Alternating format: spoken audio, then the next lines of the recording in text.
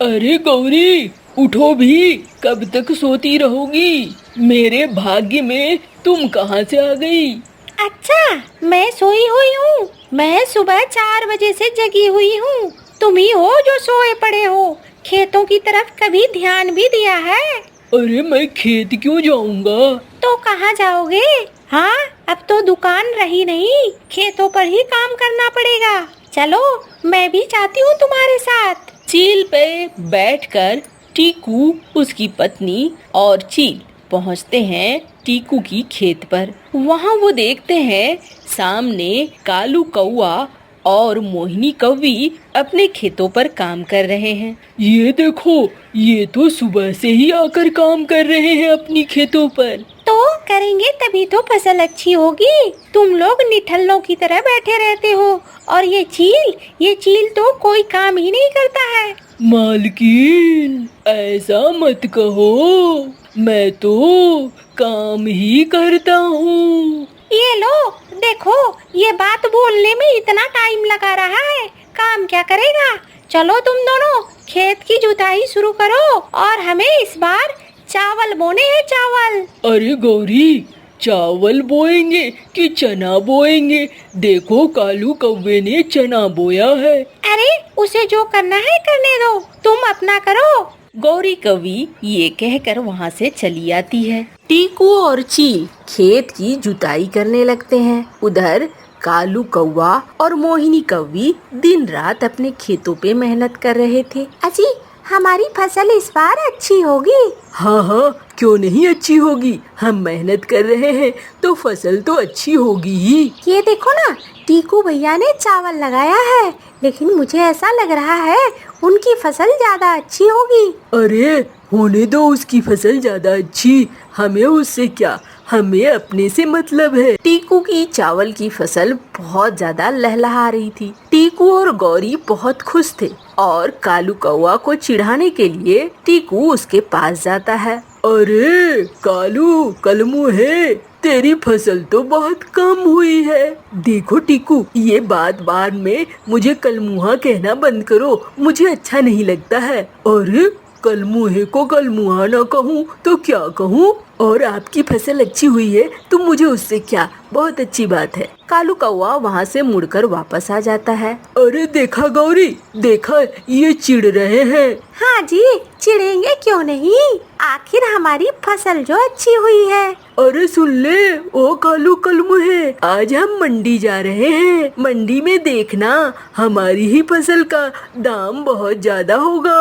अच्छा है, आप जाओ, हम लोग भी जाएंगे। उधर से मोहिनी कौवी बोली। मंडी में दोनों ही अपनी अपनी अनाज लेकर पहुँचे। जहाँ कालू और मोहिनी के अनाज बहुत कम थे, तो वहीं टीकू और गौरी के अनाज बहुत ज्यादा थे। गौरी बहुत इतरा रही थी। इतराते हुए मोहिनी कौवी के पास पहुँची। अरे मोहिनी, क्या करेगी, तेरी फसल तो बहुत कम हुई है। ऐसा करना, ये फसल मुझे ही बेच दे। देखो, मुझे आपसे कोई बहस नहीं करनी, आप यहाँ से जाओ। ये फसल हमें 2 रुपए में मिले या 200 रुपए मिले, हम आपको नहीं बेचेंगे। मोहिनी टके सा जवाब दे देती है। गौरी वापस लौट आती है। तभी वहाँ पर साहूकार पहुँचता है। सबसे पहले वो गौरी और टीकू के पास पहुँचता है। अरे टीकू, तुम्हारी फसल तो बहुत अच्छी हुई है। हाँ हाँ, मुझे पता है। साहूकार साहब, बताओ क्या दाम लगा रहे हो? अरे फसल सिर्फ तुम्हारी ही चावल की अच्छी नहीं हुई है, बल्कि इस जंगल में सबकी अच्छी हुई है, इसलिए चावल के भाव गिर गए हैं। मैं तो तुम्हें मात्र 1200 रुपए दे सकता हूँ, इससे ज्यादा नहीं। अरे क्या बोल रहे हो, बहुत मेहनत लगी है। अजी छोड़ो, ले लो, क्या पता इससे भी कम मिलने लगे। ले लो ले लो। आखिरकार टीकू 1200 रुपए में अपनी फसल को बेच देता है। साहूकार अब कालू कौवे और गौरी की तरफ जाता है। अरे कालू, तेरी फसल तो बहुत कम है, लेकिन अच्छी बात यह है कि चने की फसल है। हाँ हाँ, हमने मेहनत तो की थी, लेकिन फसल बहुत अच्छी नहीं हुई। पता नहीं इसके क्या दाम मिलेंगे। अरे बुद्धू, इसके दाम बहुत मिलेंगे। ये चने की फसल है, चने की फसल इस वक्त बाजार में बहुत कम है और बहुत कम होने की वजह से इसका दाम भी बहुत है। तुम्हें मैं 3,000 रुपए दूंगा। 3,000? बिल्कुल बिल्कुल, मैं तो तैयार हूँ, ले लो सेठ जी। आखिरकार कालू के चने 3,000 में बिकते हैं। ये देखकर गौरी और टीकू आपस में ही लड़ने लगते हैं। देखा, मैंने तुझे कहा था चने लगाते हैं, चावल लगाऊंगी चावल लगाऊंगी। आखिर देखा, उसे ज्यादा दाम मिला ना। मालकिन, आपने ही तो कहा था। अरे हाँ, इसने ही कहा था। अरे तुम दोनों मेरे पीछे मत पड़ो, हो गया, कोई बात नहीं है। एक बार उसे दाम ज्यादा मिल गया, इसका क्या मतलब है? क्या उसे हमेशा दाम ज्यादा ही मिलेगा? नहीं मिलेगा। सुन लो, अगली बार हम भी चने की फसल लगाएंगे। ठीक है ठीक है।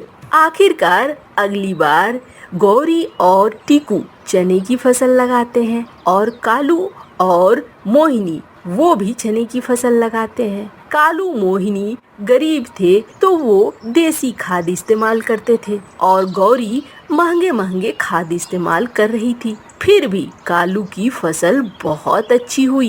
कालू रात भर जाग जाग कर पहरा देता था और वहीं पर कालू ने अपना बिस्तर लगा लिया था, वहीं वो सोता रहता था। गौरी और टीकू अपनी फसल की उतनी देखभाल नहीं करते थे। एक दिन टीकू खेत पर आया और गौरी को कहने लगा, मुझे ना बर्दाश्त नहीं हो रहा है। इसकी फसल देख देख कर मुझे अंदर से कुढ़न हो रही है। कैसे मैं इसकी फसल को खराब कर दूं? अजी, मेरे पास एक जादुई शक्ति है, एक दवा है, वो डालने से इसकी पूरी फसल लोहे की हो जाएगी। ऐसा ही करते हैं।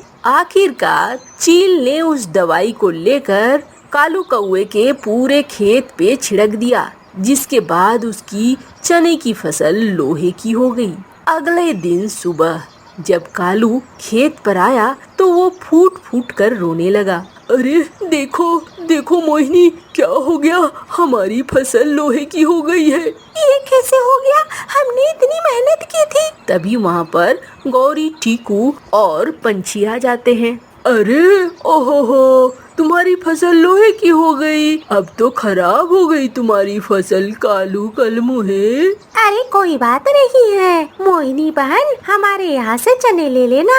तभी वहाँ पर उल्लू सरपंच आता है। अरे क्यों रो रहा है कालू? तेरी तो किस्मत जाग गई है।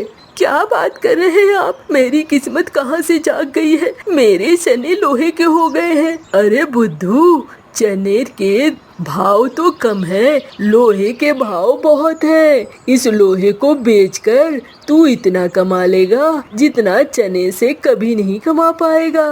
अच्छा सरपंच जी, आप बिकवा सकते हैं? अरे बिल्कुल, चल मैं तुझे चने लोहे के बिकवा देता हूँ। आखिरकार कालू के लोहे के चने बिक जाते हैं और कालू को ढेर सारा पैसा मिलता है, जिससे कालू अपने लिए बड़ा घर भी बना लेता है। वहीं गौरी और टीकू जल भुनकर रह जाते हैं।